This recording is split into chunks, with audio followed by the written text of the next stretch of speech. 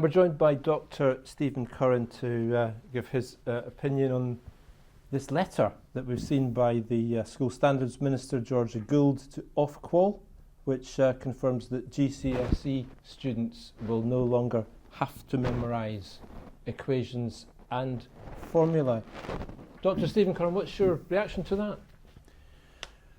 Well, my reaction would be that memory is part of maths. So memory plus method, because you have to memorise lots of things in maths anyway to be able to carry out simple operations.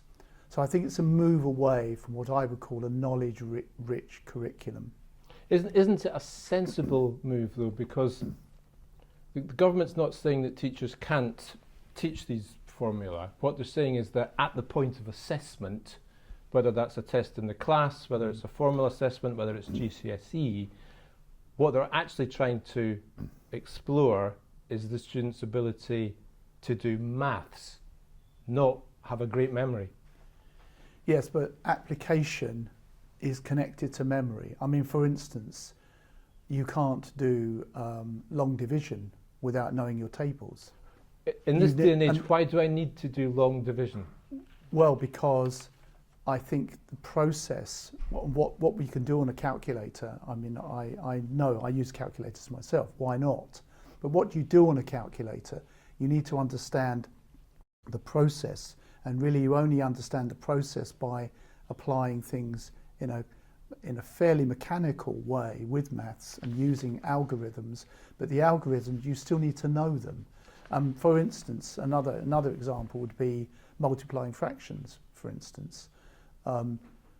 You could have the fraction in front of you and someone could say just do it, but you've got to know what the formula is, what the basic structure is if you're finding a percentage or finding an amount.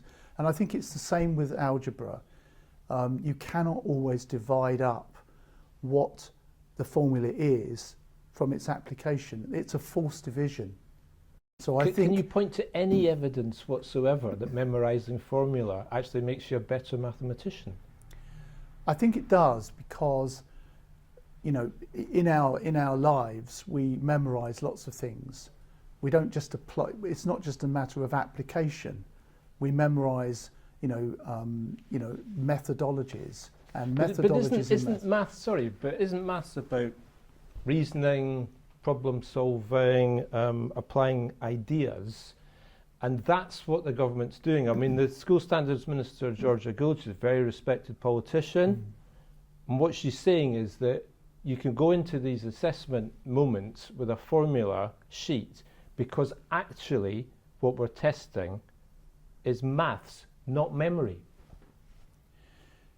But to engage with and to apply maths, you have to be able to memorise the process. I mean, for instance, with calculating an equation, you need to know not just the formula, but you need to know how to apply it. So you are already using your memory, and you're taking a step. I think what it is a sign of is a gradual dumbing down of the curriculum. In other words, trying to make these distinctions between critical thinking skills and actual knowing things. And I think we need to know things as well as being able to apply that knowledge. And I think what we're trying to do, what this is a symbol of where we're going next. I know what's going to happen. They're going to suddenly say, you don't need times tables anymore. You don't need to do that. Well, who does? Who does? I mean, every real world setting, from accountancy to engineering, all use mathematical principles. Yes.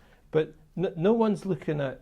Yeah, but when a child is learning, they need to learn number bonding skills. And number bonding skills involve you understanding where the numbers are on the number table.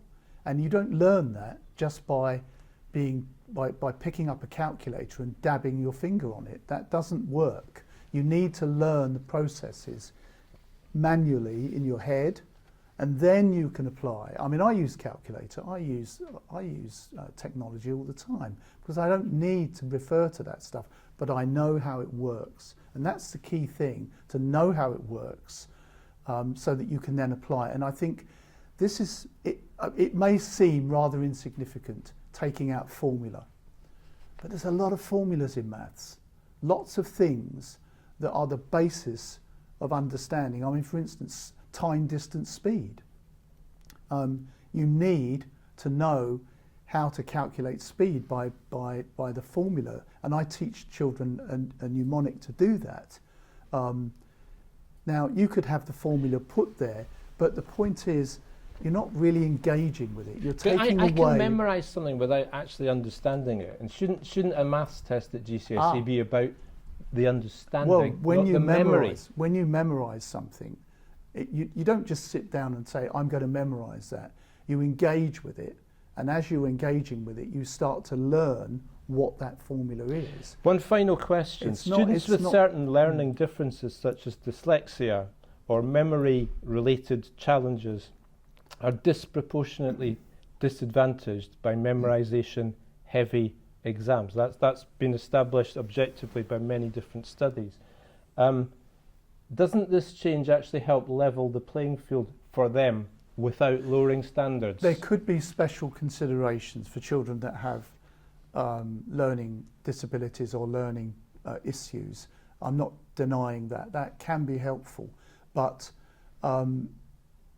memory is important for every child. I mean, for instance, if we take spelling, for instance, we wouldn't say it's okay to continue spelling this incorrectly just because you can correct it on Google or you can correct it by looking up in a dictionary. You do need to learn, and some children find it harder to memorise words because, I mean, for instance, I would have what I would call a visual memory. Other children don't and have to learn it through phonetics, but even phonetics doesn't work all the time. And sometimes you have to learn and repeat things. But, you know, the idea that we dumb it down, we say it doesn't matter whether you spell it correctly or not. It doesn't matter whether you get it grammatically. You don't know the rules. Who cares? That's not where we should be. We should care about those things. And I agree that in some cases it's harder for children to learn them. We need to make allowances and we need to give those children support. But should children be allowed to take a calculator into a GCSE maths exam? Well, in the GCSE maths exam, there are two papers. One is a calculator paper, so yes, I'm absolutely okay with that. And so why not a formula sheet as well? Well, I believe that, you know, sometimes formulas are shown in sometimes, you know, if it's a complex formula. But I think because you're applying it and you're engaging with it, you should know it as well. Dr. Stephen Curran, thank you very much indeed.